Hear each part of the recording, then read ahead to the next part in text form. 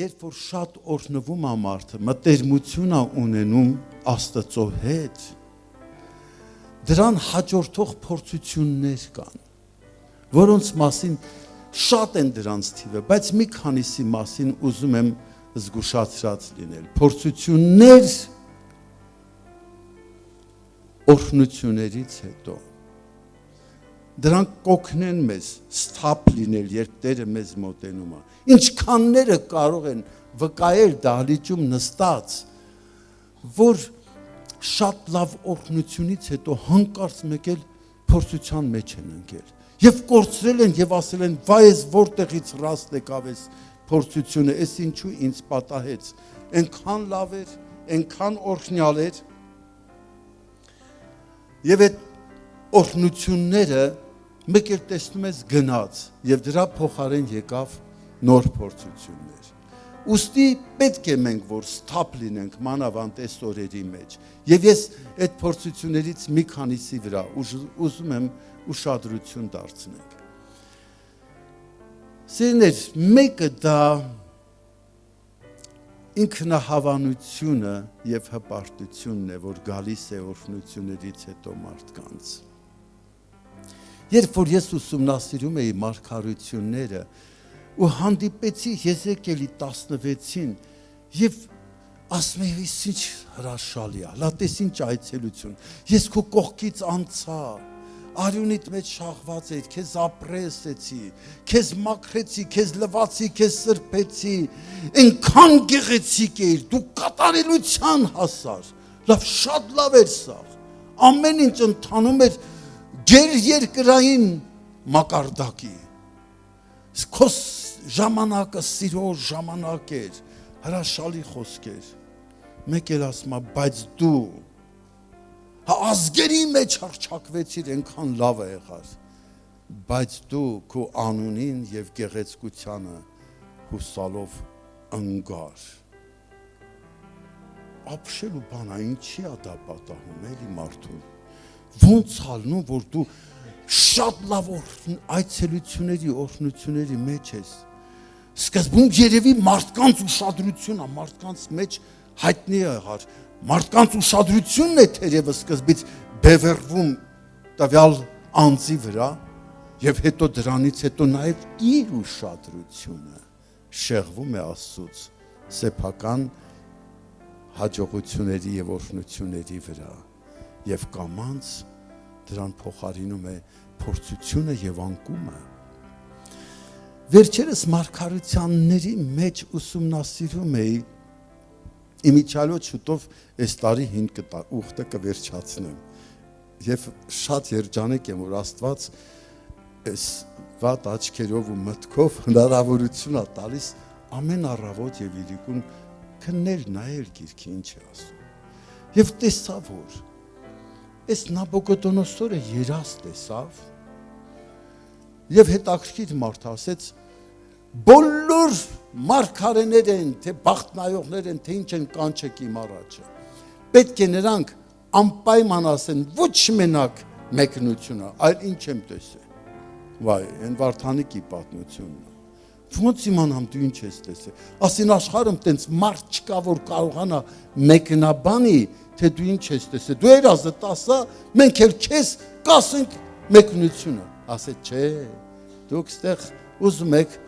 մանիպուլյացիայով եք զբաղվում։ Դուք ուզում եք ինձ ֆրցնեք, հետո էլ կասեք, թե սենց էր, նենց էր, մի հատ մեկնություն կասեք, յակլի յաչիլի տարիների ընթացքում ձեր գլուխները պրծացնեք, ուրեմն ուշադիր լսեք, սաղիդ կգլխատեմ։ Եթե չասեք, թե ինչ եմ տեսել եւ ինչա մեկնությունը։ Եվ ինչ կատարվեց։ Կատարվեց հետեւյալը։ Ոչ մեկը չկարողացավ մեկնի, դահիճներին ասեց գնացեք բոլորին ոչնչացրեք։ Եվ հանկարծ երբ հերթը հասավ Դանիել, դեռ չէին սպանել։ Դանիելին, որ լուրը հասեց, ասավ, «Էս ինչ եք սենց շտապը, ինձ տարեք արքայի մոտ»։ Իսկ Նաբուկոդոնոսորը աշխարհակալ էր, ողջ երկիր մոլորակը։ Հին աշխարհի պատմության դասագրքերը նայեք, այնտեղ էլ կա իր անունը։ Եվ ինչ կատարվեց, հետաքրքիր միտք է։ Երբ որ Դանիելը եկավ, ասեց ինչ է շտապում, 3 օր ժամանակ դու, 3 օր Սեդրակ Միսակ Աբեդնագովի հետ ծոմ պահեցին, աղոթեցին եւ Դանիելը ստացավ պատասխանը։ Եկավ ասեց. դու երազիդ մեջ շատ մեծ արձան էիր տեսնում։ Եվ այդ արձանի վրա գլուխը ոսկուց էր, կուրծքը եւ թևերը արծաթից էր, մեջքը ու ազդրերը պղնձից էին, սրունքները եւ ոտքերը երկաթից եւ վերջի մասը ոտքերի կավից։ Եվ ասեց մի քար դուրս եկավ, խփեց այդ կավի ու երկաթի արանքում եւ այդ արձանը փշուր եղավ։ Եվ գիտեք ինչ եղավ։ Քամին տարավ ու ոչնչացրեց, հետքներ չթողեց։ Բայց այդ քարը որ հարվածեց, նա գնալով մեծացավ, մեծ ժայռ դառավ ու ողջ երկիրը լցրեց։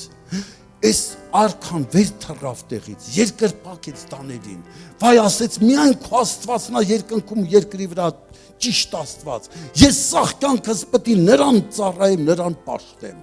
Այս մեծ օրհնություն էր, անգամ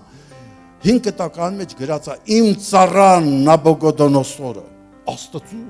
ծառայա։ Ամբողջ աշխարհին միաստվածության այն ժամանակներում վերադարձրեց։ Բայց հետաքրքիր էր մի բան, նախ ասեմ, որ այդ քարը, նախ դրանց մասին մի փոքր մեկնություն տամ։ Ասեց, ով արքա այդ ոսկե գլուխը դու ես, քո թագավորությունը, այսինքն Բաբելոնը եւ քաղդեացիները։ Արծաթը դա Պարսից եւ Մարաց թագավորությունն է, Կյուրոս արքայի ժամանակվա, այդ երկրորդ թագավորությունը։ Ըստ էության այդ մարգարեական երազը, որ տեսել էր, մարդկության ողջ պատմությունը գրեթե այն ժամանակներից մինչև աշխարհի վերջը։ Երկրորդ մեծ համաշխարհային թագավորությունը դա Պարսից եւ Մարաց թագավորությունն է։ Երրորդ ասեց, որ պղինձը, մեջքն ու ազդրերը դա հունաց թագավորությունը Ալեքսանդր Մակեդոնացու ժամանակահատվածն է, ամբողջ այդ պատմությունը։ Չորրորդը երկաթը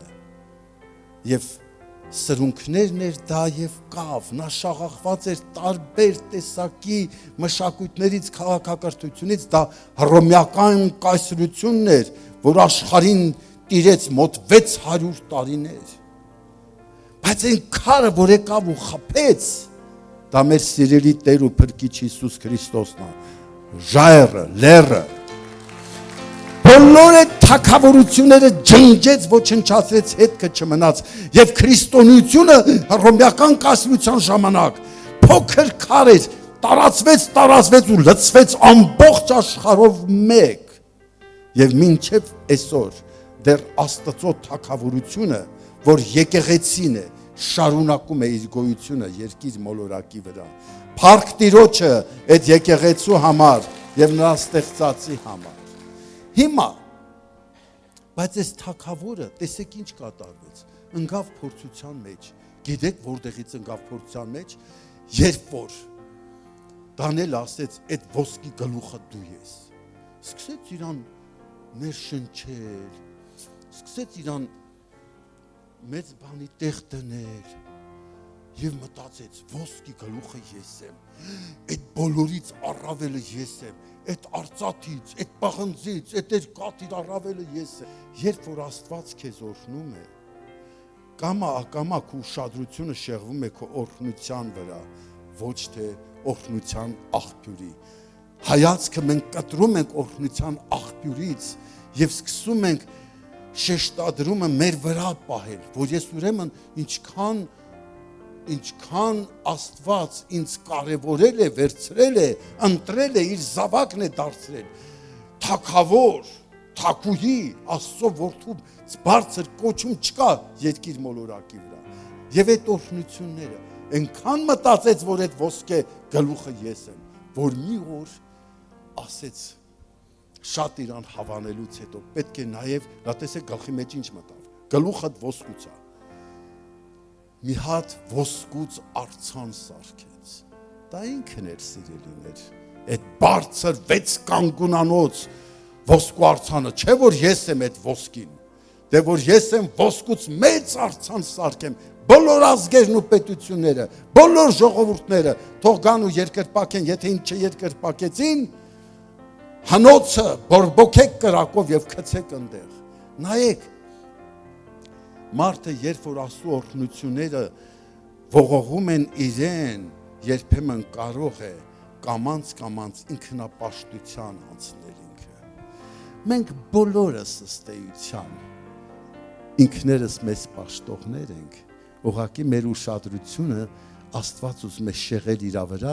մենք էլ երբեմն ենք դրան համաձայնվում, բայց քո ամենամեծ կուռքը որ կա դա դու ես, դա ես եմ։ Հլա թող մեզ մեկը կպնի, հլա թող մեկը մեր արժանապատվությունը վիրավորի, հլա թող մեկը մեր շահերը ոտնահարի, հլա թող մենք կորցնենք մեր դիժքը, փառքը, փողը, եղած չեղածը, ինչի ենք վերածվում, ինչքան ենք եսակենտրոն, Աստված մարտահրավեր ունի իմ ու քո նկատմամբ, որ դու ինձ պետք է պաշտես, իսկ ես քեզ համար իմ կյանքն եմ տվել, ոչ թե քեզ։ Բոլորը ինքնապաշտ են, եւ օրհնություններն էլ Աստծո տված, մենք գործածում ենք հաճախ մեր շահերը, ես, իմ ընտանիքը, իմ երեխեն, իմ կինը, իմ ամուսինը, սրանք սաղ պաշտամունքների նյութեր են։ Աստված բոլորին հավասարապես սիրում է եւ իմ եւ քո զավակը մյուսներից, որոնք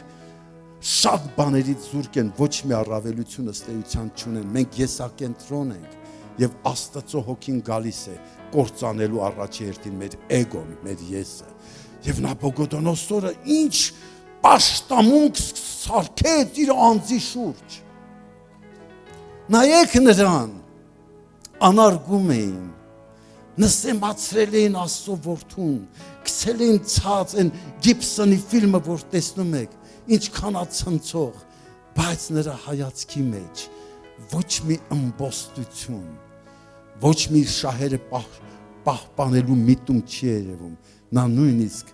խաչը ընկած ժամանակ, որ գրկում է, այնքան է իրեն դուր գալիս իր խաչը, դեմքա, կարծես թե քիչ է մնում համբուրի իր խաչը։ Մենք դրանց մեջ կանք մեր հոգեբանությամբ եւ էությամբ, մենք գիտակցում ենք Աստված ինչ գործ է ուզում անել մեր ներքին աշխարհում եւ համագործակցում ենք արդյոք Սուրբ Հոգու աշխատանքին մեր մեջ, թե շարունակում ենք մնալ ինքնահավան, հպարտ, մեծամիտ եւ չկա ինձի նման երգը անընդհատ հնչում է մեր սրտերի մեջ։ Դա ծանր նստեց նրա վրա։ Ծանր նստեց, որովհետև երբ որ Սեդրակ Միսակ Աբեդնագով անարգեցին իրան, ասին, հլա տեսեք ինչքան էր նրա էգոն մեծ։ Մենք ու Աստվածներին չենք պաշտում, ինչ ուզում է Սարա, եթե անգամ կրակը քցես չենք անի։ Վերցրեցին, շպրտեցին երեքին էլ եւ այնքան ուժեղ վառեց յոթնապատիկ, որ քցողները այրվեցին։ Բայց Նաբուգոդոնոսորը բարձր աթոռի վրա նստած հսկում էր, ասեց ես 3 հոգու գցեցի, բայց 4 հոգի, 3 չէին, այո 3 էին, բայց 4-ն եմ տեսնում եւ մեկը Աստծո որդու նման է։ Եվ չոքերը սկսեց դողալ։ Այնքան դասեր տվեց Աստված Նաբուգոդոնոսորին իր հպարտության համար, որ վերջում սարքեց նրան անասուն։ Եվ եղունգները դառան մագիլներ եւ բավական ժամանակ կենթանական կարգավիճակով էր ապրում։ Գիտեք, մեկ այնքան հպարտ ենք, կարծես թե ոչ զուգարան ենք գնում, ոչ կենթանիների նման ենք, որոնք նույնպես գնում են, հա ոչ մեռնելու ենք մի օր։ Երանի Սուրբ Հոգին մեզ իր աշխատանքը փառավոր ավարտին հասցնի եւ մեր փոխարեն մեր ոչնչացման մոխիրների եւ հողի վրա կառուցի Աստված որդու Հիսուս Քրիստոսին մեր մեջ։ Ամեն։ Երկրորդ բանը, որ ուզում եմ ասել, երբեմն վախի փորձությունն է գալիս, որ շատ օրհնվում ես, մեկ էլ անծանոթ մի վախ սկսում է ներխուժել։ Այդ երկրորդ բանն է, որ օրհնությունից հետո կարա գա։ Եվ ես դա նկատեցի, գիտեք ում մոտ, շատ կզարմանաք։ Եղեմարքարի ապշել կարելի է, ես փորձել եմ հաշվել, քանի հազար օրհնություններ այս մարդ ունեցավ։ 3.5 տարի իր փորձությունից առաջ կապեց երկինքը, այս ձևի հավատ կրնի։ 3.5 տարի աղոթ ես անձրև չկա, հետո էլ աղոթ ես ամբողջ մի պետության վրա անձրև չկա։ Եվ դա հեքիաթ չէ, դա ռեալ իրականություն է, այնքան ինչքան ես ու դու ստեղ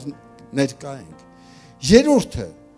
հրաշքով ինքը կերակրվեց այդտեղ։ Երրորդը որբևայր ու տղուն հարություն տվեց։ Չվախեցավ աշխարհակալ գրեթե այդ չար Աքաբի առջև գնաց կայնեց իր առաջ։ Աղոթեց, սիրելիներ, կրակ իջավ երկնքից, այնքան ջուր չեղած ժամանակ, որտեղից քթան այդքան ջուր ասեց, լցրեք այս զոհի վրա, որ չասեք պատահական արևը խորշակահար արեց։ Կանչեց Տիրոջը, կրակ եկավ, սաղ լափեց ջուրն էլ ամեն ինչն էր։ Բայց մի հատ կնիկ Եզաբել անունով ասեց, լուր ուղարկեք դրան, մարդ ուղարկեց, տես քեզ ինչ եմ ասում, այն ինչ որ դու իմ 400 մարգարեներին սպանեցիր, վաղը երդվում եմ քո անձը դրա տեղը կլինի։ Եվ եղան զգուշացավ, վախեցավ, այդ մեծ օրհնություններից հետո փախավ, վայ Աստված ջան։ Ես անկեղծ խոստովանում եմ ձեզ, իմ վրա եմ մտածել։ Ասել եմ հանկարծ, եթե ես մեռած երեխուն մեծ աղոթեի վեր կենար, մեռելներից հարություն առներ, աղոթեի երկնքից կրակ իջներ, սաղ տենային ամբողջ ազգը արթնություն ապրեր ու աղաղակեր, Եհովան է Աստված, Եհովան է Աստված, մի ամբողջ պետություն դարձի գար իմ միջոցով։ Այդտենց բաներ էր, մի հատ կնիկ ինձ ասել, դե վաղը գլուխդ կտրելու եմ, կասեի ինչ ուզում ես արա, դու ես մնացել պակաս, այ չգիտեմ ինչի մեկը, չեմ ուզում մի ասել, այ դու սնգած, դու ես մնացել պակաս, որ ես քո խաթր, ես տենց կանեի, ինձ թվա էլի, կասեի, հրես դու սնգածին նայեք, սաղ ազգին մոլորացրել ամբարոյականի մեկնա, եկել ասմա գլուխդ կվեր, հետ չէ վերցնես չգիտեմ ինչ, բայց դու փորձությունա, մեծ օրհնությունից հետո գալիս է, և դու չգիտես, ինչ կարող է տեղի ունենալ քեզ հետ, հա? Այդքան հրաշքներից, այդքան բաներից հետո, լուրջ եմ ասում, դուք բնական ընդունեք, դուք էլ կարող է շատ վատ ռեակցիա տայք, ինձ էլ եղել է, որ սպառնացել են, ինչ ասես ասել եմ, գնեն չուզում ես արա ասել եմ, ես չեմ կարող, ես զարմանում եմ այսքան հրաշքներից հետո, այդքան փորձություններից հետ, այդքան այդ փորձությունից այդպես արձագանքեց։ Եվ վերջինը, որ կասեմ, չնայած շատ ծավալուն են այս մտքերը եւ խորհուրդները, վերջինը, որ կասեմ, դա անհոգության զգացումն է առաջանում, օրհնությունից հետո, որ ծանր փորձություն է։ Եթե դու ուժեղ օրհնվում ես, քո մեջ անհոգ ապահովության զգացում է գալիս, անհոգ ապահովության զգացում։ Նայեք, Դավիթը մի հատ հասարակ չոբան էր, Տերը հանդիպեց իրան։ Եվ երբ որ ասեց տուն շինեմ, անենց խոստումներ տվեց Տերը իրան, անենց խոստումներ ասեց Դավիթ, քու թագավորությունը հավիտյան լինելու, քու սերունդը հավիտյան թագավորելու է, եւ սերունդը նրա Աստված որդին էր, որովհետեւ նա սերունդից ծնվեց, հա? Եվ ինքը շվարած, Դավիթի շնորհակալական աղոթքը թագավորած 7-րդ գլխում եւ 9-րդ գլխում, հա կարդացեք, ինչ զարմանալի շնորհակալություններ հայտնում, ցնցված է նա, ապշած է նա, Իս ինչ ողորմություն է անսահման, դրանից հետո ապահովության ինչ որ անհոգ ապահովության զգացում եկավ, եւ ինչ կատարվեց։ ամբողջ Իսրայելը կռվում էր, ինքը գրած է, բայց Դավիթը Երուսաղեմում էր։ Չէր ապրում այդ Աստծո ժողովրդի պատերազմով։ Այդպիսի անհոգությունները կարող են մեզ նույնիսկ ստույգ մեղքի տանել։ Երբ որ Աստված մոտենում է քեզ, քո դողը եւ իմ դողը ավելի պիտի շատանա։ Մեր գնահատականը դրա նկատմամբ պետք է գիտակցենք խորապես, որ մենք դա չենք վաստակել եւ ոչ մի կերպ չենք վաստակել։ Դա նրա առատ սիրո, ճոխության եւ օրհնության արդյունքն է, որ գալիս է եւ չշարունակե եւ չշրջենք մեր հայացքը մեր վրա եւ մարդկանց մեր նկատմամբ ասած խոսքերի վրա, շարունակեն մեր հայացքը հառած մնալ այն օթյակում երկնային նստածի վրա, որին մենք պարտական ենք մեր գոյությամբ, մեր շնչով, մեր բոլոր օրհնությունների եւ հաջողությունների համար, մեր փրկության, մեր կյանքի համար միայն եւ միայն պարտական ենք երկնային ջերմագահի վրա նստած մեր սիրելի Տեր ու Փրկիչ Հիսուս Քրիստոսին։